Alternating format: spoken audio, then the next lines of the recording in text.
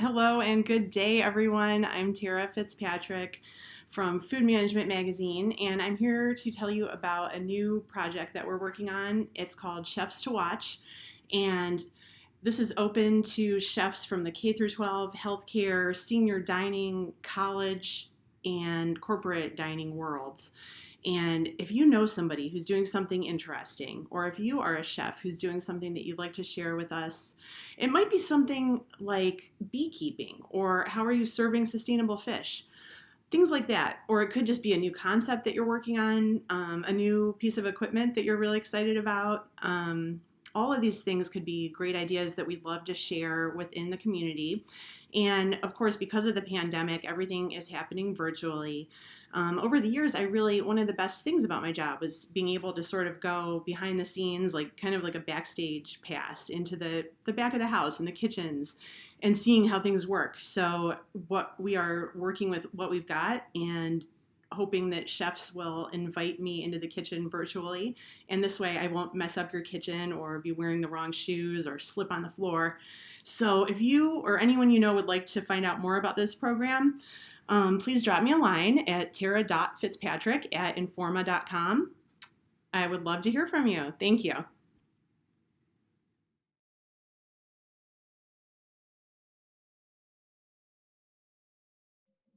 Hello, everybody. Today we've got Richard Hetzler here from Harvest Table Culinary Group. He's campus chef at Georgetown University. Welcome, Richard.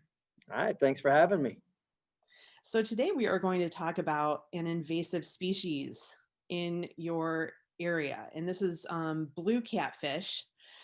This is something that is in the waterways near you. So I wanted you to just kind of let us know how you first found out about this blue catfish.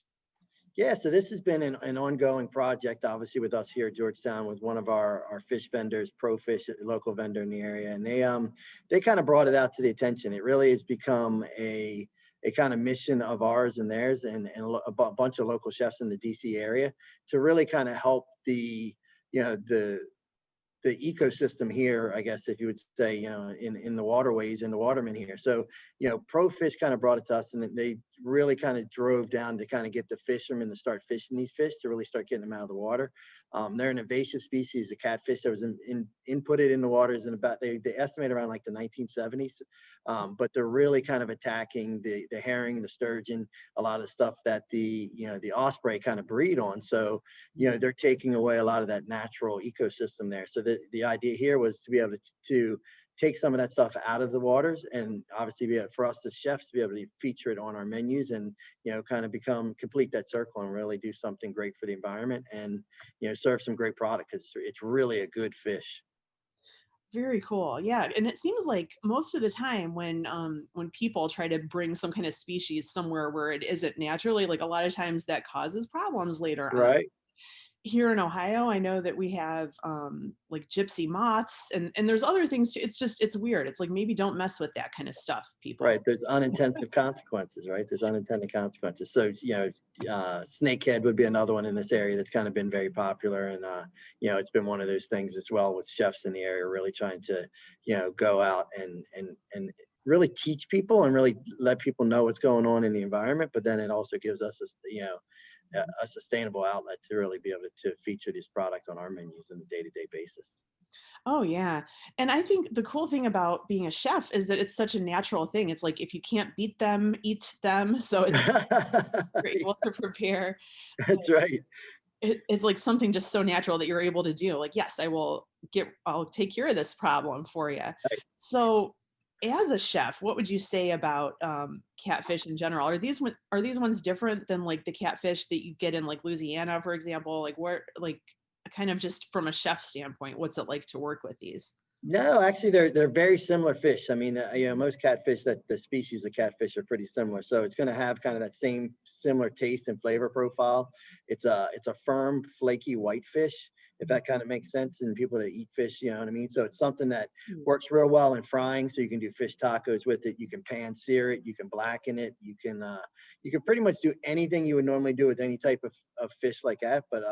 But just a real sweet flavor, you know, especially with that white meat fish, you know, you don't get a lot of that fishiness that you get out of some of those darker meat fish. Mhm. But yeah, it really lends itself to doing anything. I mean, you could flake it and make a cake out of it. Like I said, you could, you know, like I said, frying it in tacos or even grilling it for tacos works real well. Oh yeah, that sounds good. And I know that like for in terms of being kosher, catfish is not kosher. And I learned that like a few years ago and I was surprised. And it's because it doesn't have any scales on it. Right. So when you're preparing it, how does that like the skin of it? Like because it's not going to look like a salmon skin. Like if you're doing it in any preparation other than fried, would you take the skin off of it?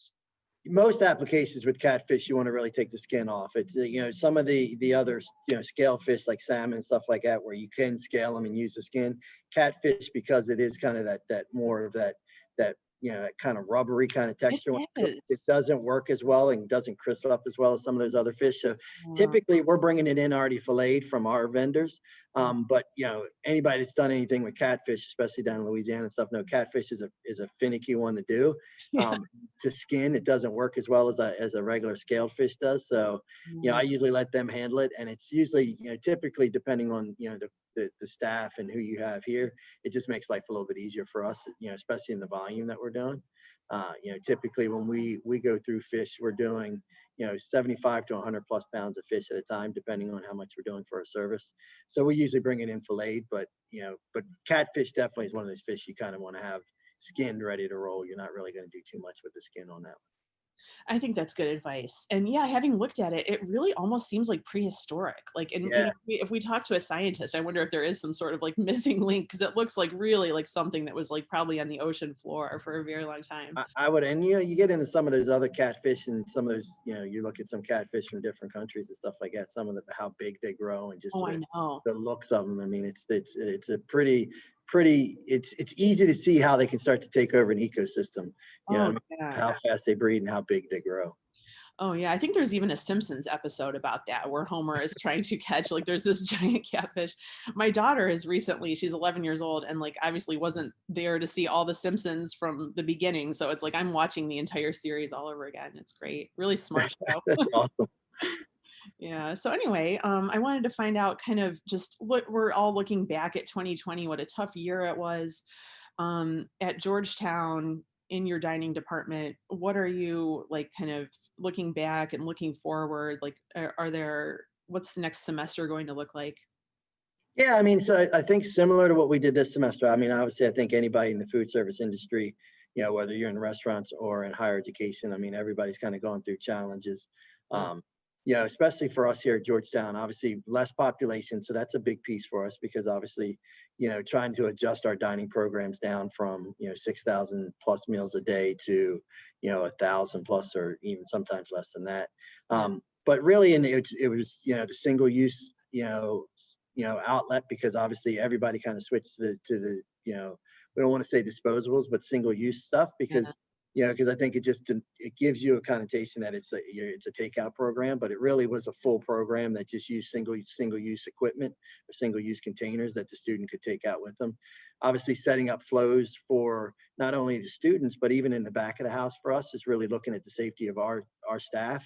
You know, Mhm. so obviously getting used to wearing masks every day and working a line and then being able to communicate, you know, because it's a challenge to communicate to that guest where you can't necessarily see somebody talk and you're communicating through eyes and hands and things of that nature on Yeah. both sides to really make sure that you're getting out and getting what that person really wants and making sure you're completing that meal for them. Next semester is going to be similar for us. You know, we'll probably have a few more students on campus, but you know, obviously with everything going on with COVID now, you know, we're still kind of anticipating the, you know, no seating areas, you know, which was a big change for us because typically Yeah. most of our residential programs are all you care to eat. So Right. that was a change for us to figure out how do we still accommodate that all you care to eat, but in not an actual sit down dine-in capacity where they're going to be taking food to go. So that was a change for us as well. Try to figure that out and help manage costs because obviously, you know, your eyes typically are bigger than Oh, what you normally can fit in your stomach. So we kind of went through the challenges of just trying to educate portion sizes and just, really coaching not only our staff, but even, the students that were on campus coming in on a day-to-day basis to have lunch or breakfast with us. Yeah, that's interesting. There are just a lot of changes for everybody. But it's like, much like you solved the catfish problem, are solving it. You're going to That's be able right. to overcome other obstacles, hopefully. And we're definitely going to stay in touch with you. And hopefully you'll come back on the show sometime during the I would year. love to. Yeah, definitely. Awesome. Thanks so much for being with us. Yeah, thank you. Appreciate you having me.